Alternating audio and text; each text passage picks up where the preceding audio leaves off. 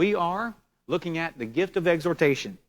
I want to take a moment again, in case anyone's joining for the first time, and to refresh ourselves, that this class is built on a few foundational points, and I want to get personal, though, from the start as well. I look back at my resume, the first one I typed, and how it just mildly adapted the wording as it went. And I've always had a mission statement, and in short, it's to edify the faithful. I want to be a springboard for other people's success. I've always wanted that, long before I chose to go into college for this type of vocational, professional work. And I've wanted to build up one another to love and good works. That's my nature. I love good, encouraging words, and I love to learn. Hebrews 10:24, well, it's good to know what types of things to do. That comes through teaching.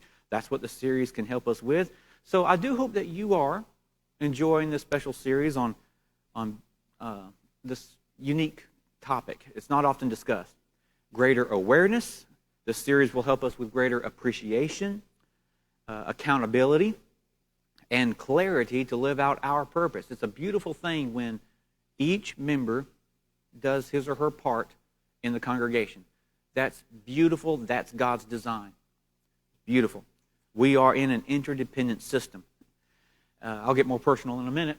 The spiritual gifts. Paul told us in 1 Corinthians 12:1 to not be ignorant about them. And that's why we're studying this series. Apparently, with all the verses like Acts 2:38, 1 Corinthians 6:19, Romans 8:9, and Ephesians 1:13, His Spirit and His spiritual presence with us as we go and actively yield to His guidance, as we live out His will, working out our salvation, all of that happens simultaneously. And all of that helps us grow and mature to help the body.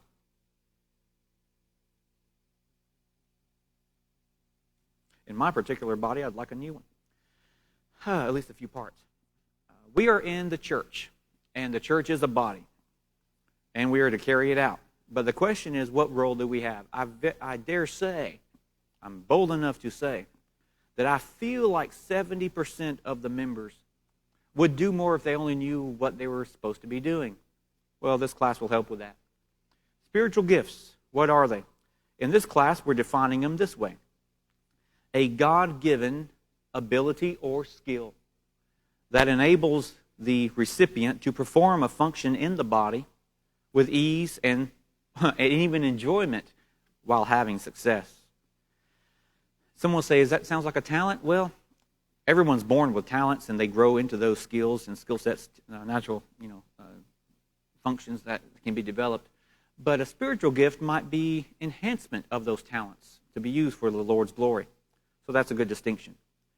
If we are, and everything that we become is to be glorifying God, then let's praise God for how He has blessed us and has assisted us to assist. And that's a joy when we actually do. We're going through so many different talents that we may not know which one's ours. The sign gifts, we've said that those have fulfilled their purpose. They've validated Christ and His message. We just need to live it out. But the church still has certain needs, and it's obvious people are different. So let's spotlight another gift. And we will see how Oak Hill is blessed in this regard. And maybe we can bless it more by our own growth. This whole series is inspired by a book that you can buy for just a few dollars used. And even though it's not being referenced every week, it's been a good inspiration for even the structure of the outline and the interactive outlines that we have. I want you to rate yourself on how you are on this gift. The spiritual gift of exhortation. The Greek word for exhort means a calling to one's side to aid. The exhorter comes alongside people to build them up. Thank God for those people. I have had exhorters placed in my life at just the right times, or else I would probably not be standing here. And I'm thankful for that. Can we say that of other people, that we were there when they were in need? I know we want that. We struggle perhaps to find the right words, and some of it's developed over time, but what's natural for you? Here's some pre-study reminders. Since we're only focusing on section 1, it's important to remind us of these truths. Romans chapter 12, and I'm going to read these because we haven't read this in a while, about 5 weeks. Romans chapter 12, verses 3 through 8. Romans 12, 3 through 8. I'll be reading from the New King James. For I say, through the grace given to me, God's manifested love in this way, to everyone who is among you, not to think of himself more highly than he ought, but to think soberly, as God has dealt to each one a measure of faith.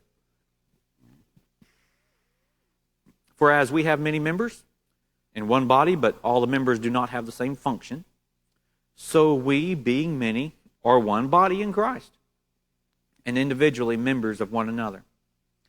Having then gifts differing according to the grace that is given to us, let us use them. And he lists things like prophecy, and we'll emphasize teaching in this respect. Let us do so in proportion to our faith. Ministry, use it in our ministry. He who teaches in teaching, yes. He who exhorts in exhortation. He who gives with liberality. He who leads with diligence. He who shows mercy with cheerfulness. That's a beautiful description. And we could read 1 Peter 4:10, how each one has a gift, minister it to one another as good stewards. Ephesians 4:15 talks about we are a body, joined and knit together by what every joint supplies. I love that interconnected dependency that the Bible portrays. And I am sad to see so many individual members see themselves as autonomous. It ought not be that way. We have our own individual walk with the Lord, but a lot of people, for example, throughout the last several months that haven't been meeting, they haven't missed what they have never experienced. And that's sad.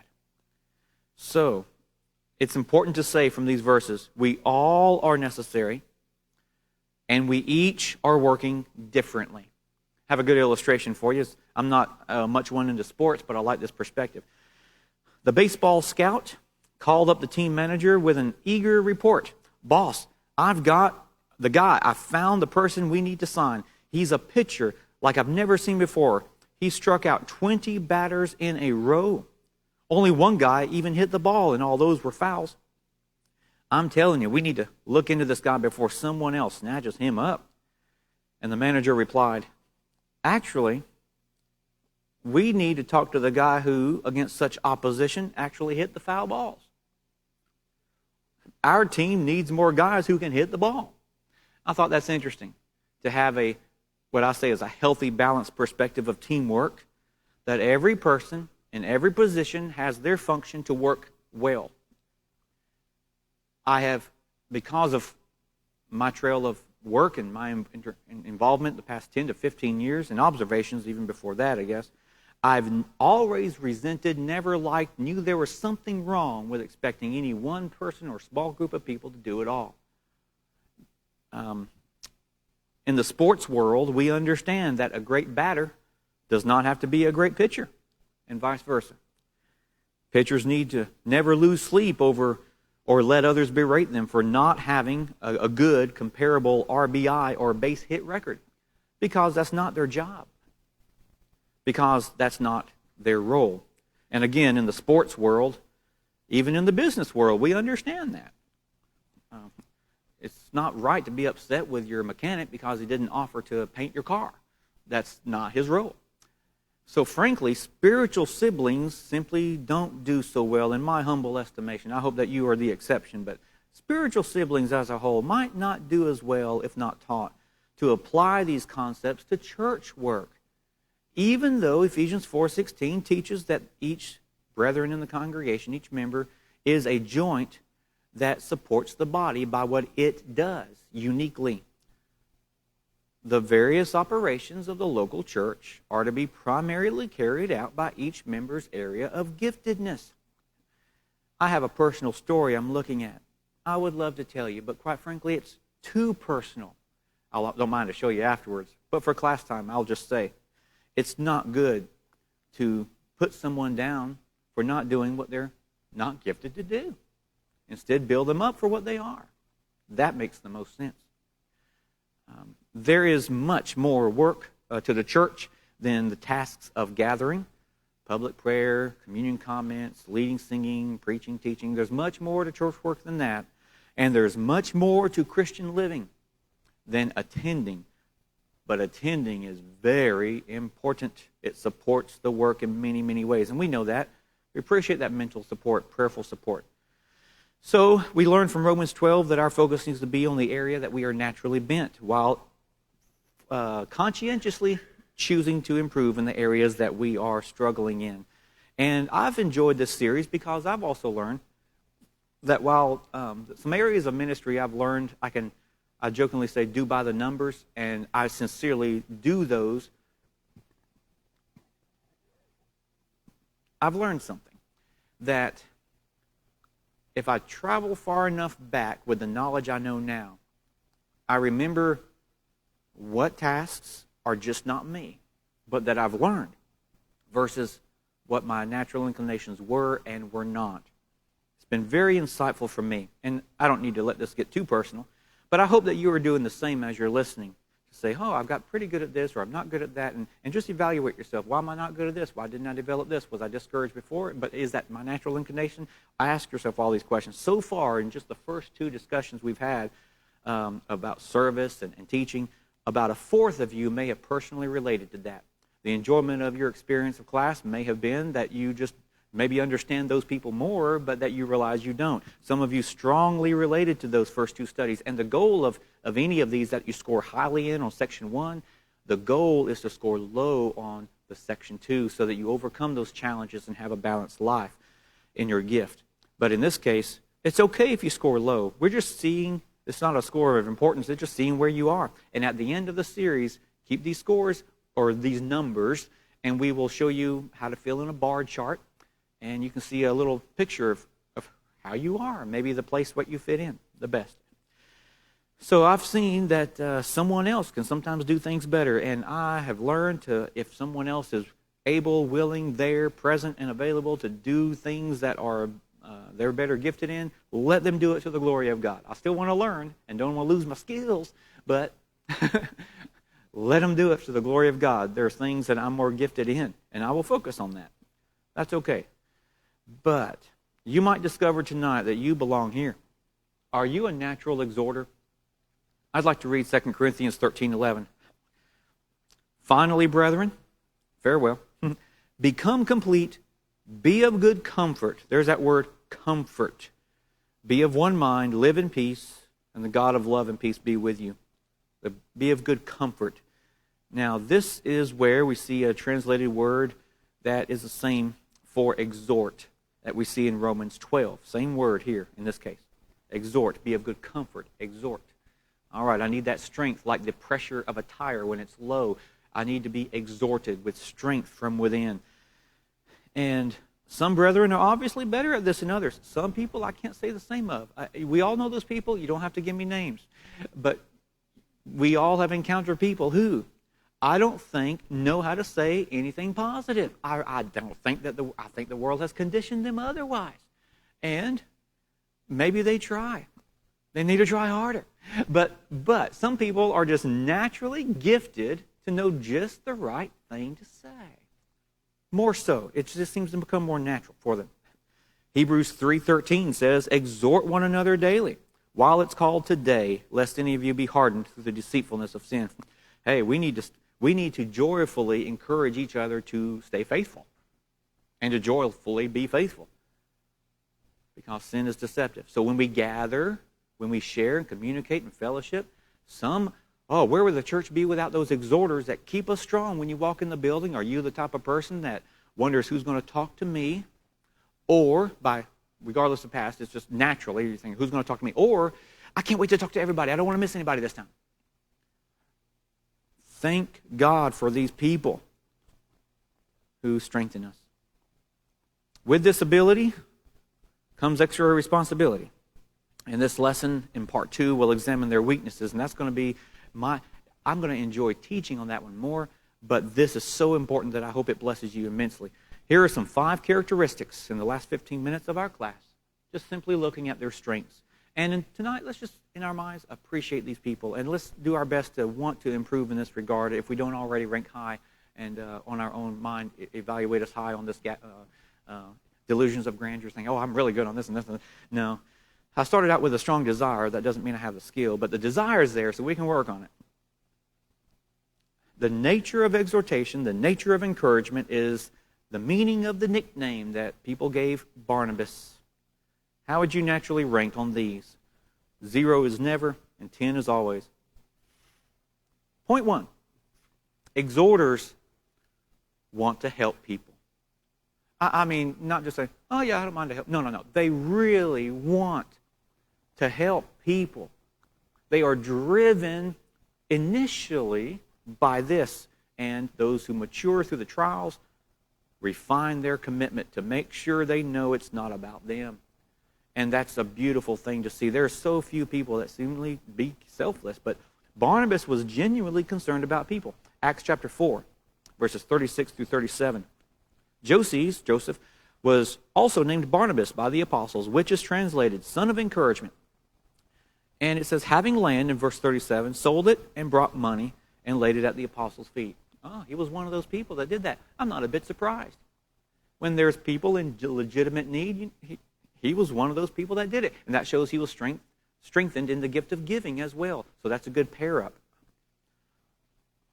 But his exhortation and his encouragement grew out of that concern for others. And it's good to be around people like that. Having already addressed the issue of teaching, as we did last week, I want to help us with showing some similarities, but I want to highlight the differences. This will be fun because they've been very interwoven in my life. And separating those for this study was very interesting. Teachers and exhorters tend to fall into the same roles. They might be a preacher, they might be an elder, they might be a deacon. They fall into the same roles, but they have different methods of accomplishing their mission. For example, you know this one, those who are dominantly gifted in teaching, just teaching, focus primarily on passing on the facts, the information, which drives them, right? Motivates them. They want to share it correctly, and a preacher thinks a teacher in that mind says, that's my job. I fulfill my mission. Yes, it's in their hands now. They're going to live it. Not always. No, it doesn't work that way. In this case, preachers, I'll emphasize this once more this way. Preachers have a tight grip on verses like John 8:32, that the truth will set you free. Well, if the truth will set you free, then let's share the truth. Okay. The exhorter, however, is immersed in passages like Matthew 7:12, the golden rule, that beating heart of society and the church. Empathy, sympathy. Philippians 2:3. They esteem, and I mean they esteem the needs of others over their own preferences. They will sacrifice all kinds of inconveniences to meet someone's need. And it doesn't seem to bother them so much. Wow. 1 John 3:17, they are at peace when they hear this type of passage, but whoever has this world's goods and sees his brother in need and shuts up his heart from him, how does the love of God abide in him? They're not chastised by that verse. They're comforted by it because they don't just bid someone well and not do anything to help them. That's their natural inclination. Good for them. Exceptionally gifted exhorters tend to focus more on circumstantial aid while emotionally strengthening and empowering the people who hear them. They really want their words to help. They care about people. And so they want to improve. They're naturally geared towards improving in what they say to people. So the teacher and the exhorter do have a lot to learn from each other. In a way, one picks up where the other leaves off. The exhorter might bring someone to a teacher to learn, or the teacher might say some hard truths, and then the exhorter helps them live it out. Doubly blessed are those times when a person is both. The focused natural exhorter, they really want to empower others. They want to empower them. They just want to be a conduit of information to help people succeed. They want to see their satisfaction gratified by other people's success. It's not a competition by any means. Acts chapter 9, verse 27. Barnabas took him and brought him to the apostles. Wow, we know this. And he declared to them how he had seen the Lord on the road to Damascus, and that the Lord had spoken to him, and how he had preached boldly at Damascus in the name of Jesus. We know the story. Paul was a convert. Yeah, sure he was. You had someone like Barnabas to bring him in. Folks, what we know of as Paul was not always worthy to be called one of the greatest servants and the most influential evangelists this side of the cross. God had a mission for Paul, and he made sure he placed an exhorter, Barnabas, so that his mission would begin properly. I think about the Lord's return quite often, and how certain passages that I like to study from Paul, and some verses on the end of time imply these principles. We're told that our good works will follow us, and that later the works of others will be credited to our account in that day of glory. And I just think this is beautiful. I look forward to seeing all the good that's been done. We never know always. But for a moment, while thinking of all the works that Paul did and the millions of people his works have influenced, all right? Just think about this. Imagine that day, the distinct honor that will be justly given and personally experienced by none other than Barnabas for what he did. Just think about that. His role of encouraging the previous church persecuting Saul to feel welcomed, accepted, supported, loved, purely on the basis of God's love. Now, this is an experience that someone like a rule-keeping Pharisee trained Jew needed to know. He appreciated it, but he probably understood it better in time because, as with anything, you grow in time, right?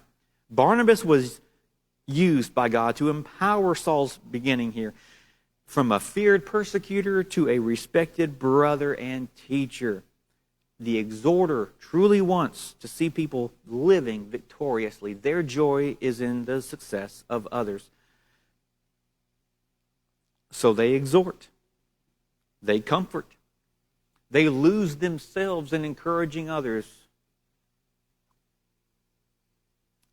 They never top a story with their own, for example. They give great counsel, great advice. They want to see others grow and excel. Good for them. Let that inspire us. The natural strength of an exhorter, characteristic number 3, they accept others as they are. The joke is, I remember being that way once. They really do accept others as they are. You've got to remind yourself of these things. Acts chapter 15, 36 through 39. Then after some days, Paul said to Barnabas, "Let us go now back and visit our brethren in every city where we have preached the word and the Lord and see how they're doing." Now Barnabas was determined to take with them John called Mark. Of course he was. But Paul, naturally, insisted that they should not take with them the one who had departed from them in Pamphylia and not gone with them to the work. Then the contention became so sharp that they parted from one another. They continued the Lord's work, but in different ways. All right, Barnabas took Mark and sailed to Cyprus. Wow. John Mark had abandoned Paul and Barnabas on their first journey. Paul was gifted as we would say a prophet, but in this case we're emphasizing teaching. So in the series, when we focus on teaching, the skills for factual insight and discernment, yes, no, black, white, in, out, whatever, Paul was not necessarily at this time, by giftedness or conditioning, trained to show much mercy, which is a gift we'll look at later, nor compassion. So frankly, someone like the newly convert Paul was someone we wouldn't have wanted to be around. You mess up once, you're out. That shows who you are. Forget it. Okay, I'm done. Next. Perfect timing on that bell. In Paul's mind, John Mark had messed up. Those were the facts. And I'm comfortable to say he was probably conditioned to be quick to condemn.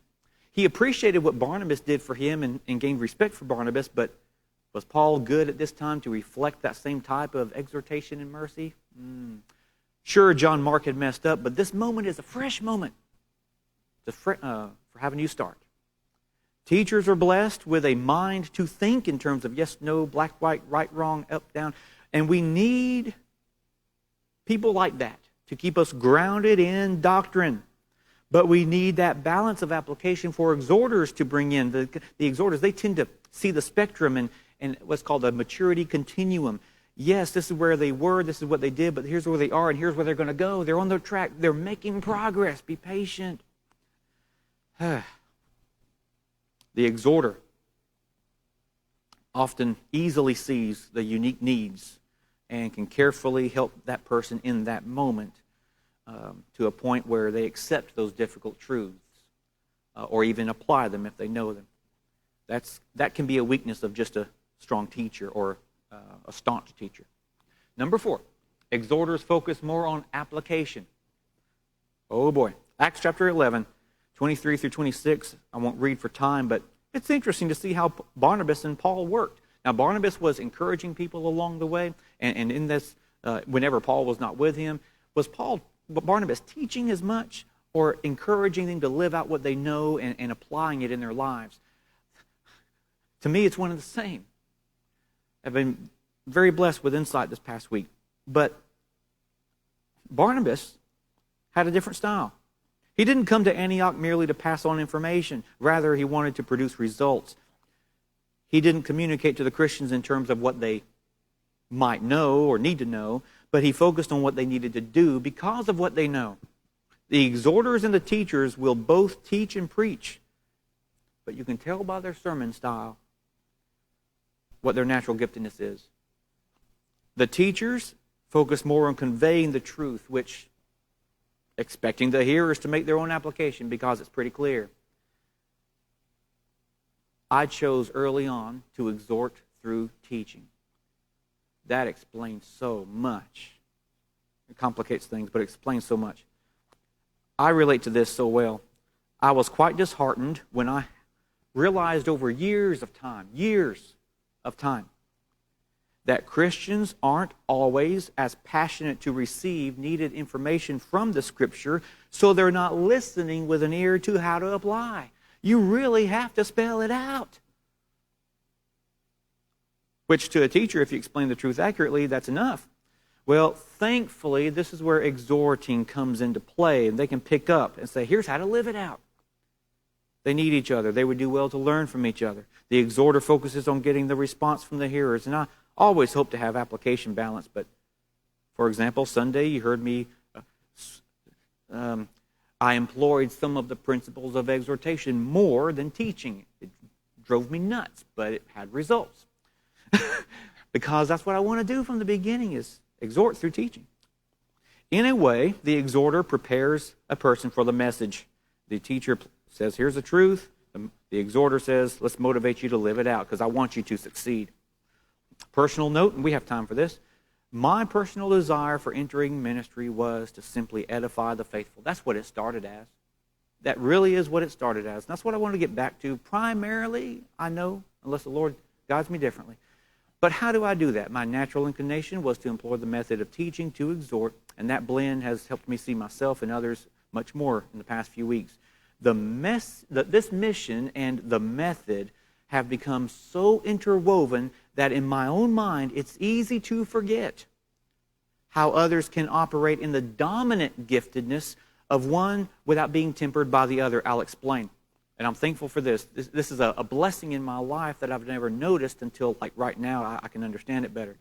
How can a Christian exhorter encourage someone without truth as the standard? How is that possible? What are you exhorting if you're not exhorting with truth? Okay. How can one teach truth without being encouraging enough to live it out? You're going to crush the heart of a person. If you win the point, you might lose something else. How does that happen? How can you not see? It happens. Wisdom is in points of balance. So we go back to the exhorter who are gifted in certain ways. The exhorters, point 5, are greatly loved. They really are, because of their aid, I'll say A-I-D, or their attitude, if you want to write that in, aid or attitude, because of their encouragement, their positive outlook. In Acts chapter 4:36, people gave Joseph the honorable nickname of Barnabas because he was such an encouragement to them. The nature of encouragement embodied. Do you know anyone like that?